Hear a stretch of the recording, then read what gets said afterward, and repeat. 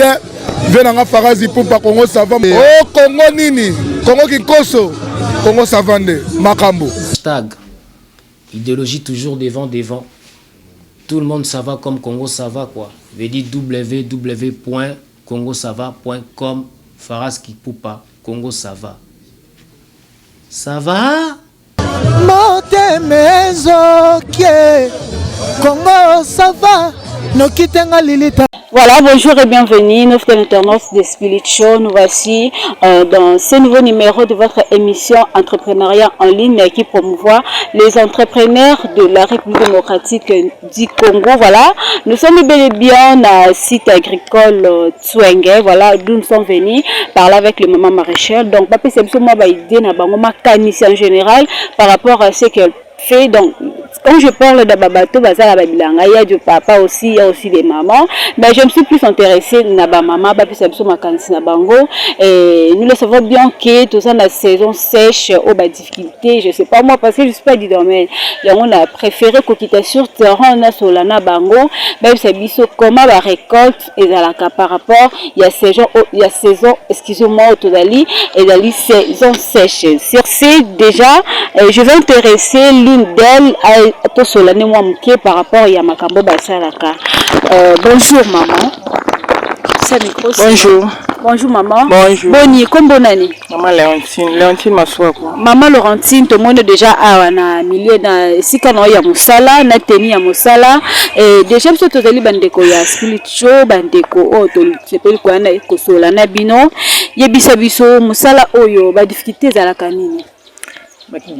Makasi surtout na saison sèche boye tous on a problème à maille makasi bano basala la biso misala souvent faut refuta bango puisque yo kozwa te ba rosoir mi balé ozoto kwa ma ora pasi siko ba maille soki ezokota bilanga te ba maille eza musike eza mo pasi problème mususu pe eza to somba fumier donc avant osala to somba fumier soko sana germent te fo somba donc siko fo yo mo milenga soki germent e bébé yo mo fo somba siko somba ba perche wa to zo sala so mi germent so mi fumier e mususu pe kitisi fumier ba yibi yango o bandeli lisusu mutu nyonso pe rolona fo futa ye moi difficulté zawana mais ce que babiloko wana to zape na problème ba rosoir ce que zape na rosoir te faux 5 de faux babiloko nyonso ba utile nyonso ya misala rosoir ce que ezate za moi passe musala o surtout landeli pesa musala mo personnel vous allez ko la gagne peine bino au lieu de ba ki ba difficulté zali au sombi fumier au salisi je sais pas moi labour au futi batu pona mai po to zana elanga mai za la kapasi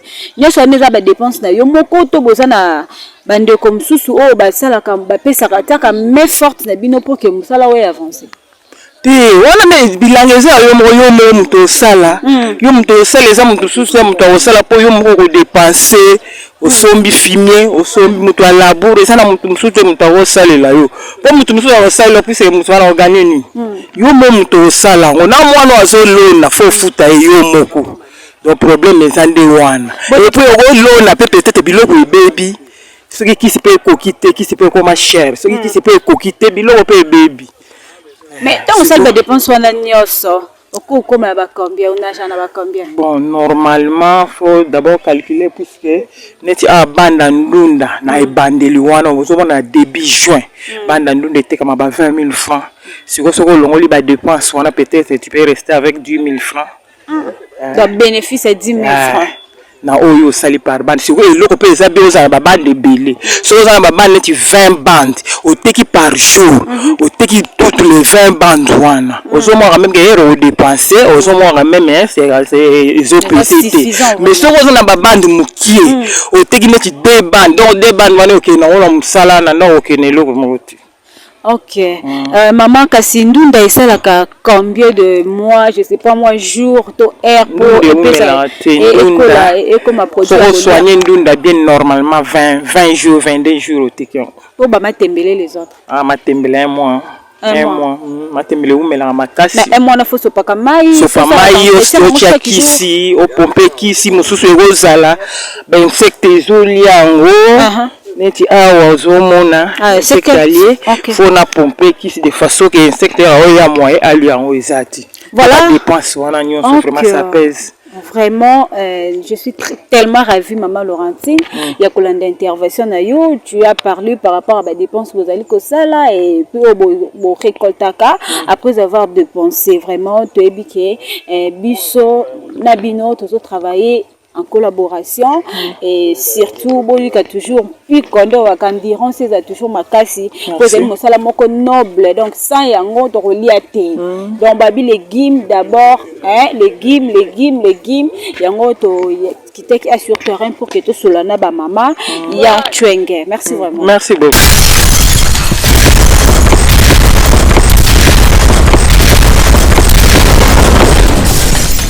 Voilà, nos fidèles internautes, nous continuons avec notre série de questions pour ce qui concerne Makambotali agriculture, surtout Babi l'agriculture d'abord, parce que ça nous fait du bien hein, et c'est un travail noble et c'est ngaraké et zalana ba condition moko ya malamu sur ces tolinga qui to solo avec bato basala kamisala na yango à suivre.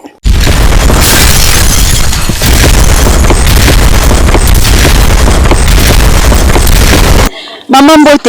Mbote. Ça micro maman. Mbote. Boni kombo nani? Comment maman Jeanne? Maman Jeanne to monyo na tsenge awa, obandi ya musalo kala? Na bandi pe mo kala. Maman Jeanne ba pertini bozwaka vraiment tant bosala musala lonaka bandunda ba tembele dongo berger je sais pas moi. Bon ba perte to sala ka soki to moni ke to loni biloko sikoyo ba nyama ba koti na kati ya biloko wana ezala dongo ezala bo berger so ba nyama herbe zo kota bazoli ya biloko wana herbe bazoli ya biloko wana il fallait to forcer to luka ba kisi ya makasi to tia na kati ya biloko wana po to boma microbe wana ya ba nyama wana ba kisi yango ezala pêcheur ba kisi eza pêcheur net ba combien bon ya ba 3000 ezali ya ba 2000 ezali ya ba 1500 pe ezali nyoso na montagne ko luka pe ba kotekela yo. Et arrive à payer je suis qui c'est 10 000 francs quand l'oni na la perte soit ne soit tu ko loba awa o t'équipe 10 000 francs pour bénéficier l'autre. Ah bon bénéfice en eza na passe hein pourtant soko ko sala boye ebimi na opété mbuma pe kufi nango soko ko bénéficier na nini kasi ne langa boye bolo na mingi nini ane langa siko to komi na période to lona bandunda ya to mula ka ndunda da matembele na langa te matembele na langa te matembele bon na mbula awa pone langa il faut to profiter bandunda pondunda elinga mai te ya wande to zolona nan bandunda maman na twenge awa bozana structure moko oyo so kipaka kaka pona bino ba maman maraîcher. En tout cas, non, monaté. Mais avec les dirigeants, nous avons bon, maman bien. Tout même bien, président, mais Arabiso bien. Président Nani, président Nani. Président Yohanat. Combat président Bossani, président. Botambola na bino bien compréhension ezalaka. Biso bien ba mai kuto uto tiela biso ba mai awa. Na ba propre mbongo na ye moko to bozana ba ONG na ba ONG penza na zite. Yeso ke amoni ke ONG koti pe ya kozwa po na ba batu na ye. Parce que président ayaki par vote to bino moka obaki na président yakaka po botambola eska hiérarchie eza. Vote ki po azamu tazo sala musala malamu. Il fallait ba voter. Vraiment, je suis très ravie à Kokake, tu es bien structuré. Sinon, maman, mot de la fin, nous kozani na bandeko balandi yo, surtout na ba kambi na biso mboka, baliaka babilo ko ba ressources na vraiment te. Pourquoi ça bango nini? Bon, ngana oyebi sa bango en tout cas ba soutenir biso kota ntwenge. Net ba kisi wana baya nango koto. Na question moko elinga est-ce que tu ngango esuka bino batu bozala tangwa sele to masina to batu musu bautara musiba community balemba baselemba baka pe osalawa baya kape bazo tape musika bazo ko sala pe bilanga awa ti kuna na sene surtout ezaka bilanga bazo uta place nyo surtout bazo ya ko sala ba moyen de transport peso pesa bango passe. OK, merci maman. Merci. Bonne journée. Merci.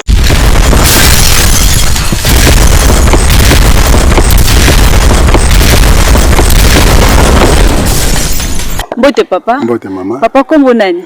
Papa Mune Noé. Papa Noé to sene sengo komona yo na musalo tali ko sala na âge déjà et avancé. Yebisa biso na kati ya twenge awa olonaka nini précisément? Bon, na kati ya twenge awa tulonaka ramante biteko tulonaka bilolo, tulonaka pinat, tulonaka solo, tulonaka aubergine, tulonaka concombre. Bandi déjà makamba kolona banda kala. Bon, banda kala ça fait 20 ans. 20 ans. OK. Na 20 ans on a ba perte to ba bénéfice na ezala ndeni. Bon, la perte ezalaka ba mosusu oloni mais rendement ezali te obebisi mbongo mais oloni mais ebimi te même capital obimisaki ezongi te ezali perte monene. À part wana sikoyo kosenga mwa nini na bandeko neti ba ONG tomoni ba fondation ebele basunga kabino na twenge ba soutenir bino sur quel point pour que yo pour survivre en l'âme. Bon, na financement lekola ya mbongo ba ONG basunga biso comme tel te mais mbala mosusu kaka ba entrant ba rejoindre ba kubu ba binet ba pe basunga biso mais no etale financement ya mbongo financement ezalaka te.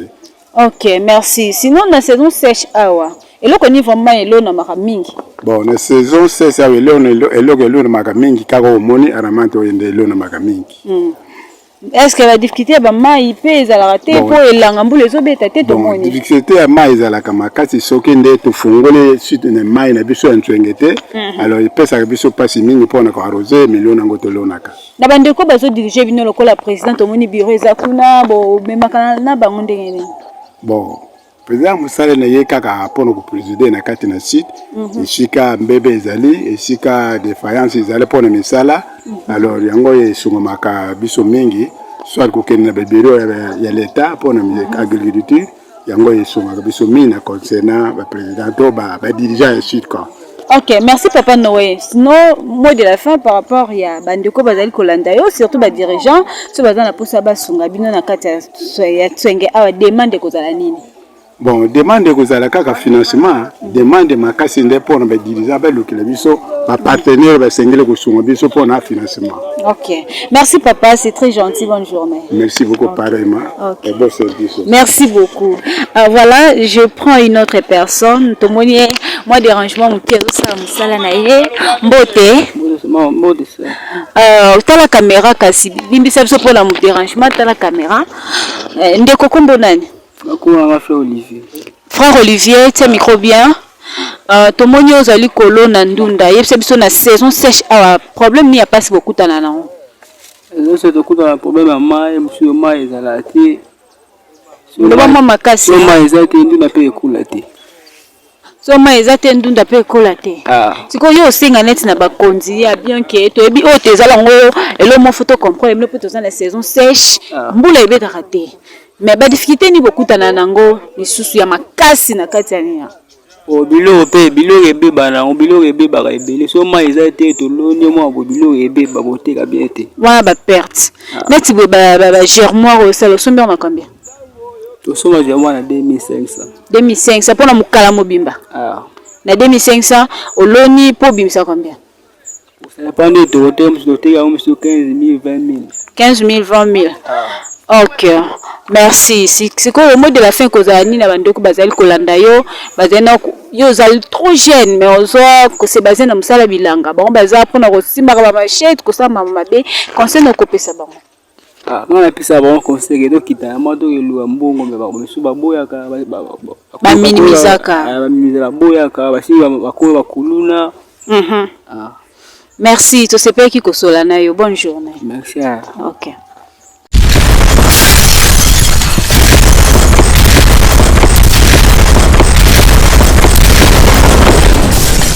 Maman Mbote. Mbote. Ça micro kombo nani? Komona mama Madoka Yongo. Mama Madoka Yongo. Ozando ya mama nanga Mama Mado, osoteka bakisi ayo sunga pona bandunda ya biso za vitamine ya bien. Ce que les bisote ba kombo ya bakisi ngo pona bandlandi na biso ba mona ke bokoma akize et bezaka bancre chimique bandunda oyo tonda bakisa salité donc automoni bakisi ezali déjà ba kopo nango yebisa biso le kandeni. Ça micro biso eza mabete po yango nde ezosala po nourrir biso malamu po soki ata osali bilona na biso sans kisi ekosimba te toyebi tosalela pe bio mais bio wana tosalelaka soki po otia engrais te ekorespondre penza normalement te neti oyo eza irea ya mungu ya minene oyo importance nango ezali totiaka yango na bambuma par exemple aubergine dongo bandembi basalela yango mungu ya minene.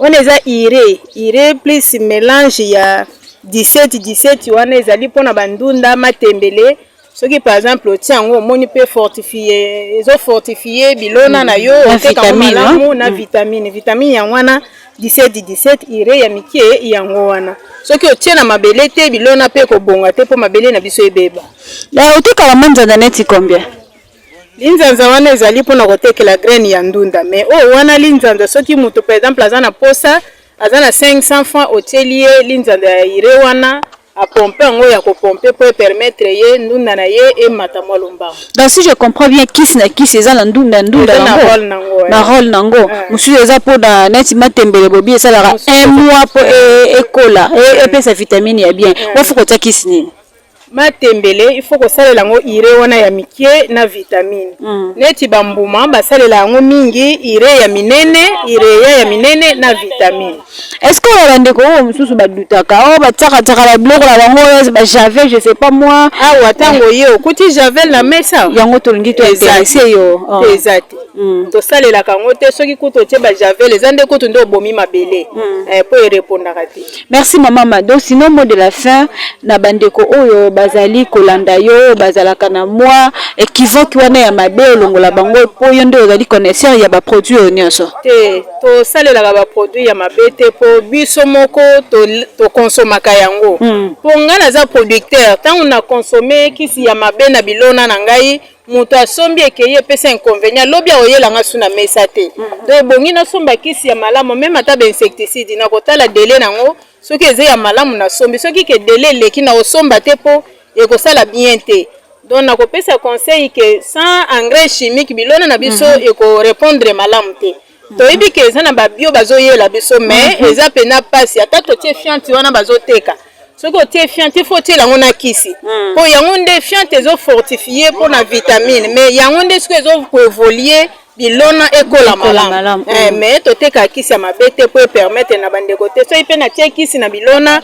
soki esili nano te moye nateka eza te ti ekosila nsima nango nde na te. Message nous kopesa na gouvernement pour bamemela soutien message nous kopesa na baimba konza mboka na biso pour na soutien na musala ozali kosala. Bon musala tozosala ezali mpona population na ngai moko po soki mpe nasali boye te na kozwa mwa sans franc te na yango soki bakonzi baza na bosenga ndenge ezalaka bafourniture bafournir biso baloni basalela biso mwa eloko ya malamu patete nde basalaka to baboutique communautaire to baboye ekopermettre bamaraîcher olie tokenda kosomba na baprix ya chere makasi nga mpe moyen nateka bien eza te mais soki par exemple nasombi eloko na prix ya bien na oteka pe prix ya bien po mutu mususu aza na posa kotia kisi na mabele me mbongo eza te donc ekozala malamu soki mpe batieli biso baboutique communautaire eza ke ya leta mutu moko te boutique wana so okei olie osomba na 120 000 okosomba 80 000 ekopermettre biso mpe bamaraîcher esunga biso na misala na biso to baloni to basali to basombi. Merci maman, bonne journée tozaki na esengo sola na yo.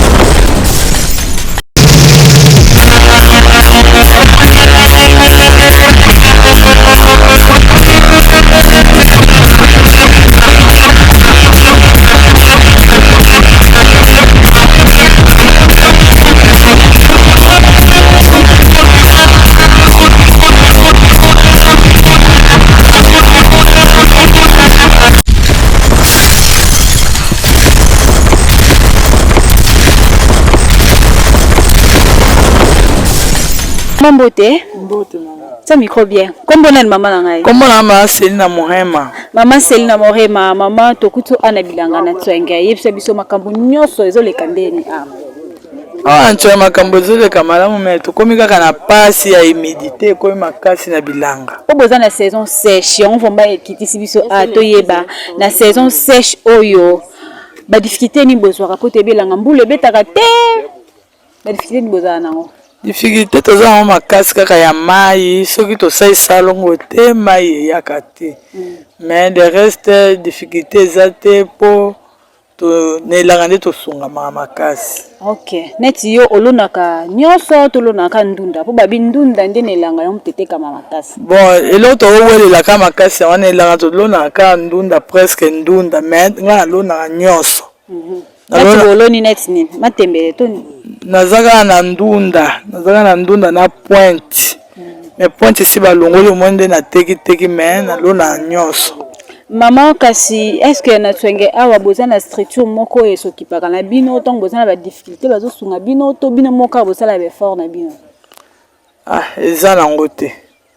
Eza te tozala ba coopérative ba nini mais bango bazali oyo bayebi kesunga bango bazali mais biso ya misusu na tomona lisungi te lisungi kaka ezalaka ya biso moko. Kato yoka ba député bakitaka kitina twenga pe bazona ba mama ba rosoir ba so ba blo nyonso. Ba kala propagande boyo moni wapi. Kala la propagande ba profiter. Mais bonne de tout monde soit à droit de. Ba ka koza ba voix. Ba koza ba voix. C'est tout ba zoa ba voix.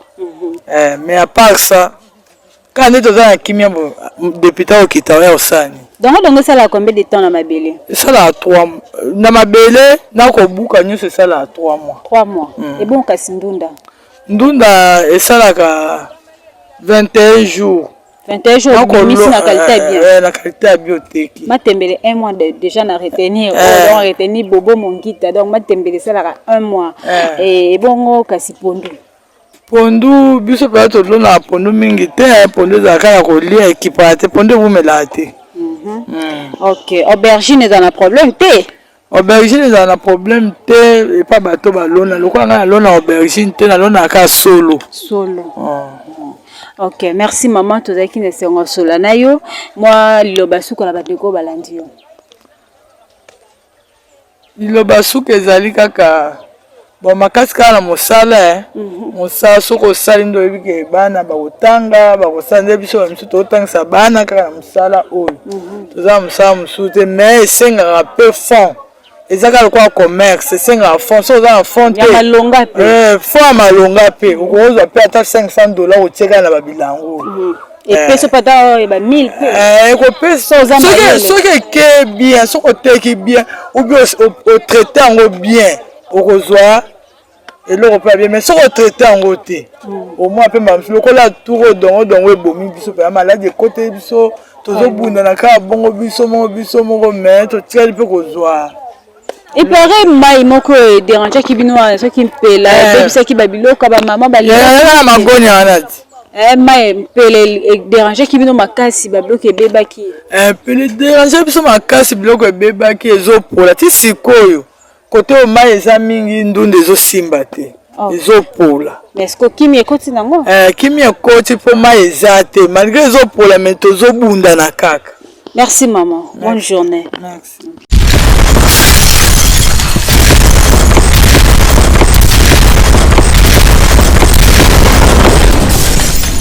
Voilà, nous continuons avec notre série de questions. Je pense bien, tout comme presque à la fin. Et on ne peut pas se séparer aussi sans que tu interviewé. Le numéro 1, Nakati, Yessika O et Mbibiso. Mbote, président. Mbote, maman. Comment vous allez? Oui, ça va un peu.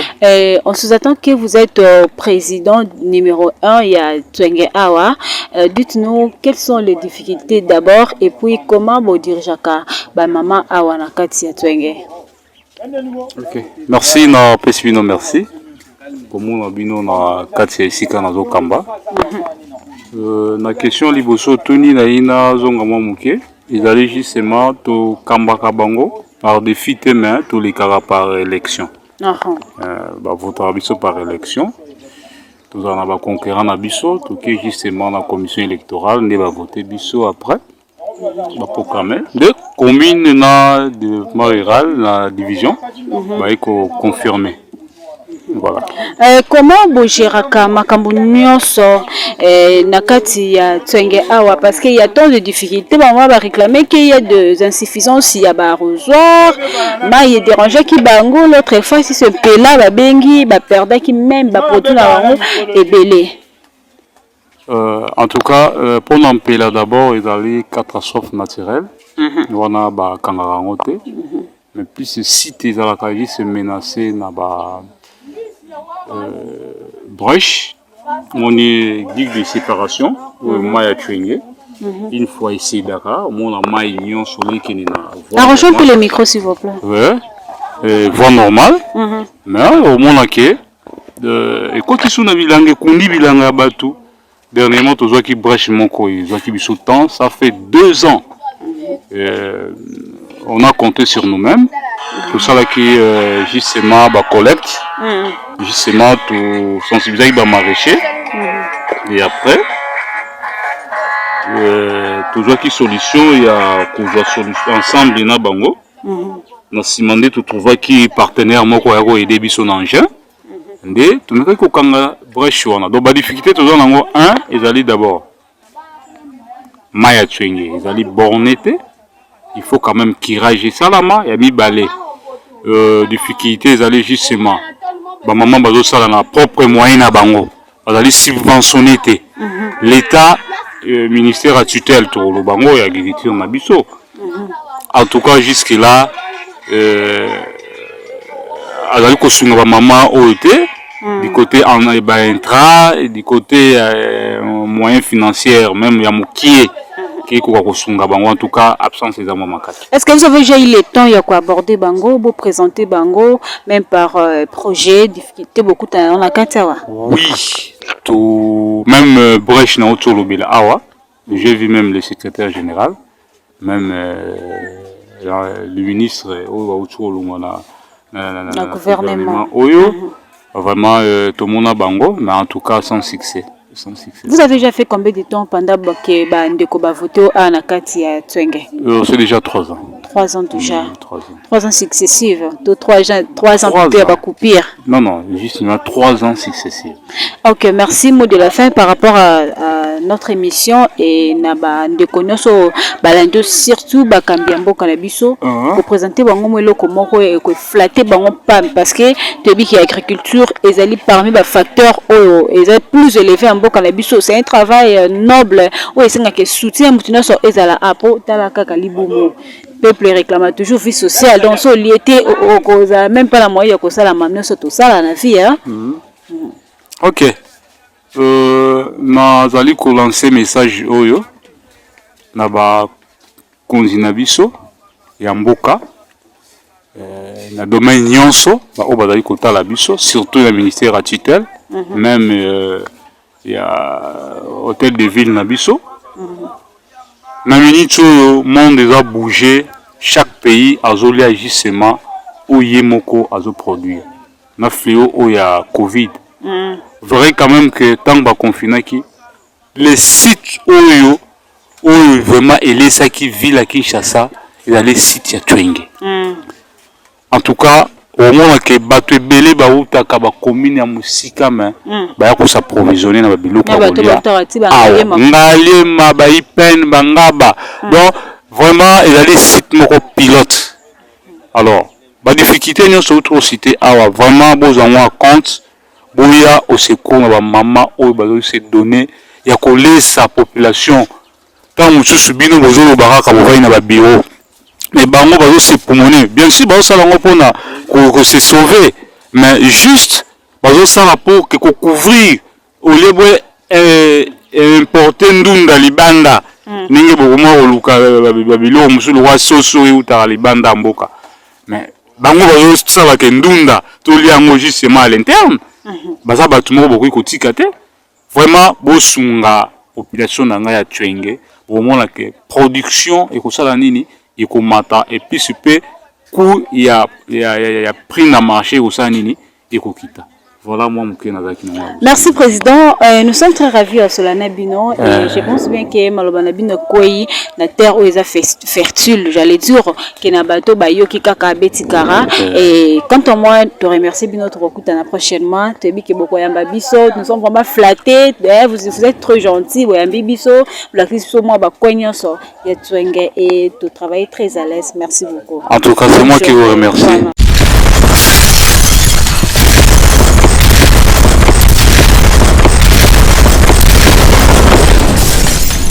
Voilà, nous sommes l'internaute de Spirit Show. Nous sommes à la fin de cette émission Entrepreneuriat en ligne d'où on avait fait un tour sur le siège d'agriculture Twenge, dont on a interviewé le maréchal, voilà, avec le président qui est le numéro 1 de ces structures, de cette structure. Merci à madame Niclette Gata, pourquoi pas à mon équipe, merci à Bobo Mongita, Mardoché, pourquoi pas à CKL qui est derrière la caméra, merci à Fatah Kifumo, merci à Constance Souzikesha. Quant à moi, je vous dis merci, on se retrouve prochainement dans le nouveau numéro. Portez-vous bien, au revoir.